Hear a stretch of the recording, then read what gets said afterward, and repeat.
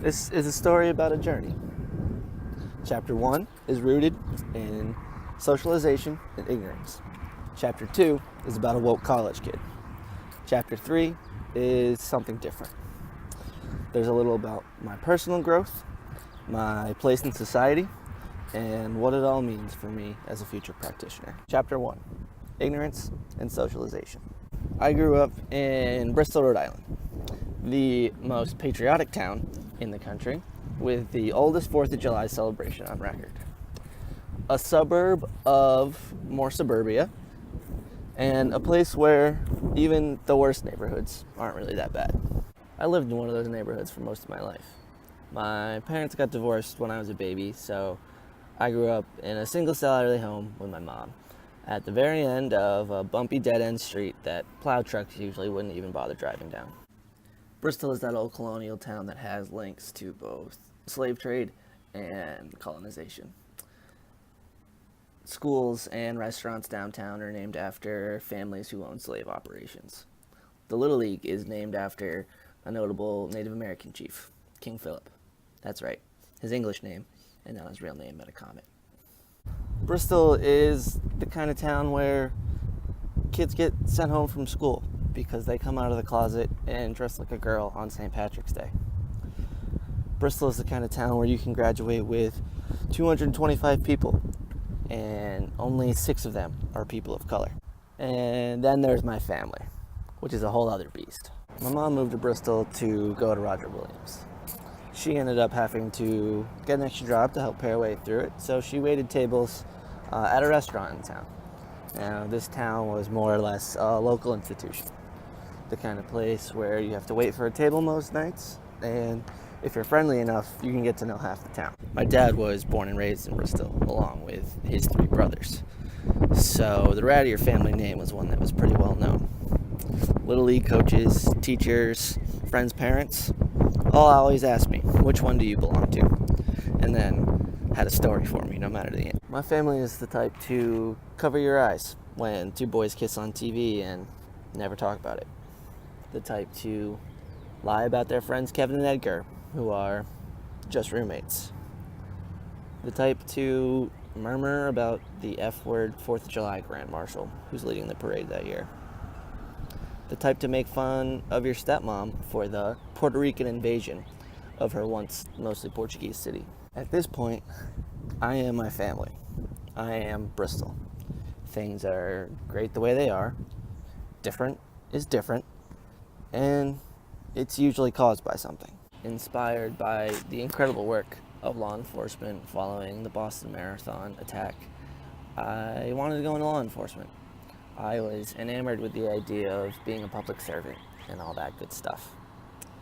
I knew what the perception of police was. I was aware of the dynamic in the country at the time, but I genuinely thought that I could be one of the good guys and to help slowly, even just through individual reactions, change the perception of police in America. Now, before we move on to chapter 2, I have one very development that I have to tell you about.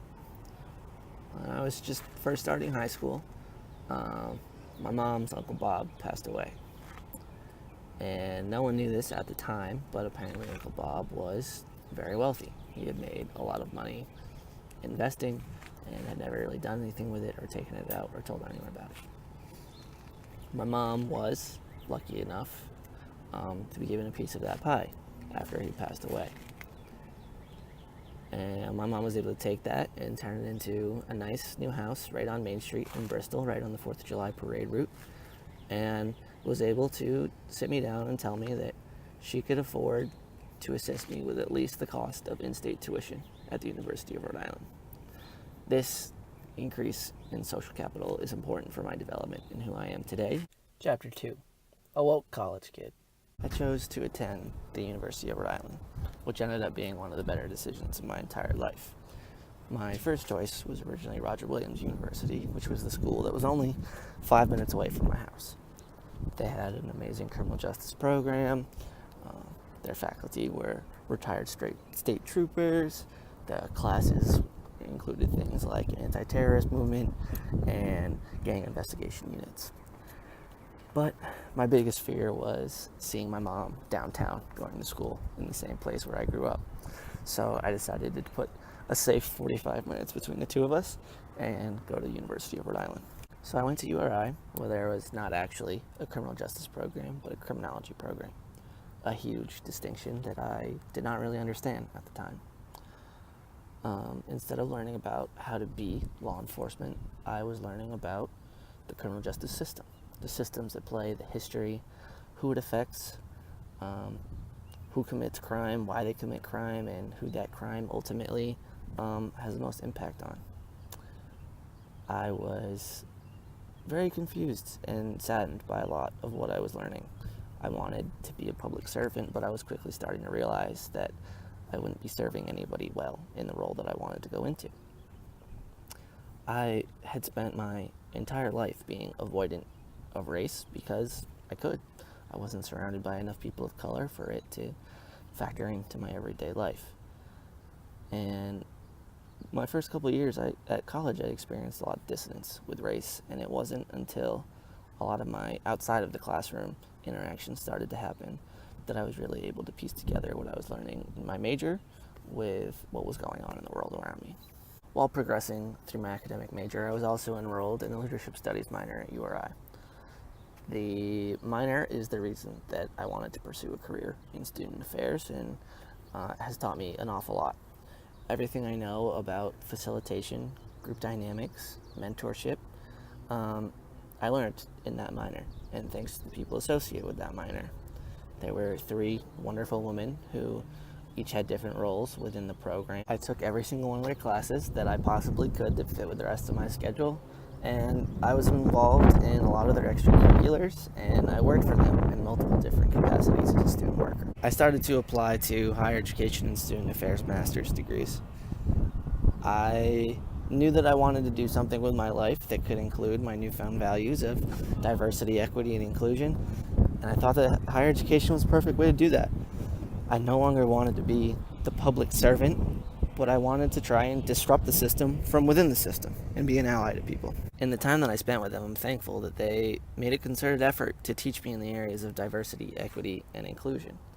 They were able to hammer the idea of privilege into my big, dumb, white, straight, cis man brain, and that was no easy feat. They constantly challenged me, but also educated me. I was challenged to think differently about my language, such as not using you guys or referring to an adult female as a girl. Thanks to my identities, I was able to take their criticism as a challenge to be better and not an attack. I tried my very best to apply everything I was learning through my involvement. I was finally surrounded by people who were different than me, and I was able to learn from their experiences and was open-minded to listening to their experiences. I was finally in a situation where I was not being socialized towards oppression. My friends actually started to refer to me as woke on campus, and I loved it. I was very pleased with my progress. I had taken my big ball of privilege that I'd been born with, and I was starting to do something with it. I was proud. I knew I wasn't perfect. I knew I still had a lot to learn, and I was by no means the perfect ally or anything along those lines. But I was happy with where I was at. Chapter 3. Something different. After graduating undergrad debt-free, I was able to make my graduate school decision based solely off where I wanted to go to get the best experience, and didn't have to worry about the financial aspect of it all that much. Based off of that, I was able to attend the University of Iowa. And based off my first year here, I'm very thankful that I've had that experience, as I've learned a lot and I've been challenged on most of my perspective. My internship and my classes have challenged everything I thought I knew and have caused me to re-examine my own identity and the process I use to engage in the work. As a supposed ally and woke individual, I tend to approach issues as a social justice warrior. There's a right and a wrong. Anyone who's wrong is bad, and that's that.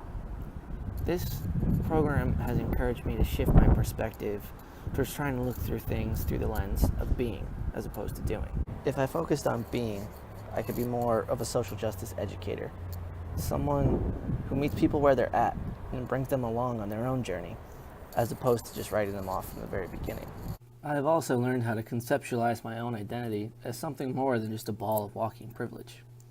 Instead, it is a group of values and feelings and passions, influenced by various social identities that individually are dominant. I am influenced by everything around me, from my family to my boss, to the President of the United States, to pervasive institutional isms. I have some control over my response to the influences, and in different situations, I must focus on different aspects of my identity. I hope to now conceptualize the individual aspects of my privilege as opposed to considering them to be equally dominant. To recognize my able identity privilege is a step to dismantling ableism. To recognize my male identity privilege is a step to dismantling heteronormativity. Different situations cause different portions of my identity to be more salient, and I finally understand this. My entire outlook has changed because of this program. I no longer feel accomplished by the fact that people consider me to be woke. My response to that is now to recognize the societal aspiration to gentrify black language, to recognize that being aware is not and should not be the end goal, and to know that so much more has to be done to unpack the issues that I claim to care so much about. Most importantly, I'm thankful for the shift, because now I'm more likely to engage and support the students who are Bristol or who are their family.